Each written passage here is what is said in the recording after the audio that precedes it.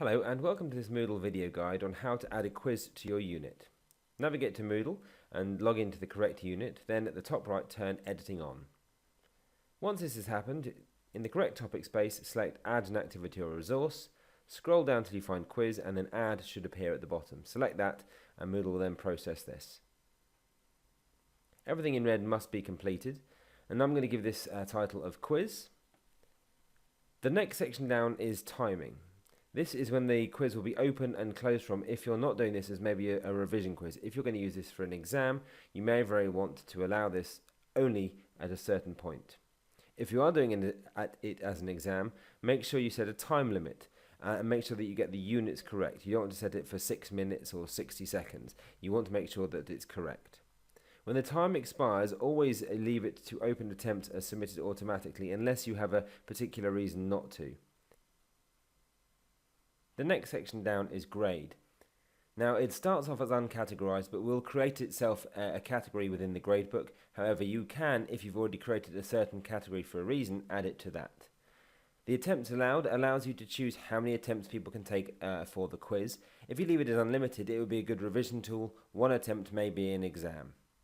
Within layout, you're able to change the question order. So if you create it to be a linear flow of maybe a 1-point mark question followed by a 5-point and then a 12-point mark question, you'd want that to be on the edit screen and not have it out of sequence. However, if they're all going to be marked as one and there's no particular order to it, you can shuffle the questions.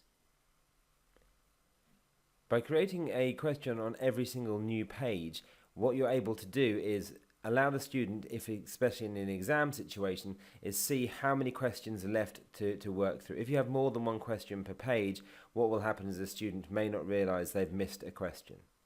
The question behaviour, the shuffling within the questions allows you to have a multiple choice question so that the A, B, C and D, for instance, are not necessarily the same answer for every student.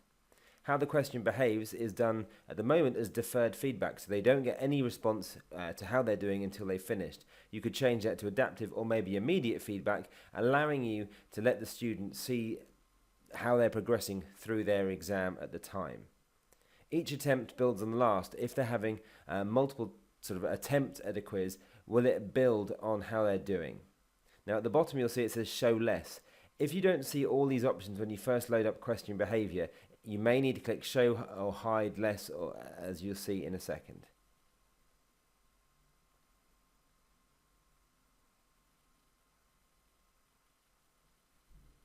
The review options, the next tab down, during the attempt, if you've got it to deferred feedback, it is greyed out and is irrelevant. You cannot use it. However, you can then change after the attempt or while the quiz is still open what they're able to review and what they're able to see. Again, you've got the show more and show less within the appearance, and this just allows you to see whether you're going to have the student's image and if you're going to mark to a percentage, how many decimal points there may be to that particular score. The extra restrictions options allows you to add a password, which would then allow for a student to sit an exam and have the password specific to that exam. You also have browser security and other features that you may be interested in. The overall feedback starts at 100%, and then you can add in your own sort of percentage points as you go down that list, giving generic feedback to each box that you add a percentage score to. Once you're finished, click Save and Return to Course. If you clicked Save and Display, it would load up the quiz and allow you to start building that quiz and adding questions from the question bank. Thank you very much for watching this particular video.